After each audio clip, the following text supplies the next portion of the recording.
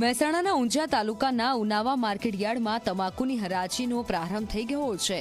પ્રથમ દિવસે 1 લાખ બોરી તમાકુની રેકોર્ડ આવક નોંધાઈ। ચાલુ વર્ષે 20 કિલો તમાકુનો ભાવ 2500 થી 3200 રૂપિયા સુધીનો બોલાયો। માર્કેટયાર્ડમાં મહેસાણા, પાટણ, બનાસકાંઠા અને સાબરકાંઠા જિલ્લાના ખેડૂતો તમાકુ વેચવા આવી રહ્યા છે। પોષણક્ષમ ભાવો મળતા ખેડૂતોમાં ખુશીનો માહોલ જોવા મળી રહ્યો છે। તમાકુની સિઝન 2 મહિના ચાલશે। આ સમયગાળામાં અંદાજિત 30 લાખ બોરી તમાકુની આવક થવાની ધારણા છે। ઉનાવા માર્કેટયાર્ડ 4 જિલ્લાના ખેડૂતો માટે તમાકુ વેચાણનું કેન્દ્ર બની રહ્યું છે। તમાકુની આવક વધવાનું કારણ સારા ચોમાસા પછી ખેડૂતોએ કરેલું તમાકુનું વિશેષ વાવેતર માનવામાં આવી રહ્યું છે। એવરેજ ભાવમાં તો અત્યારે તમારે 1800 થી 2500 3000 આગામી દિવસમાં વધે એવું કઈ?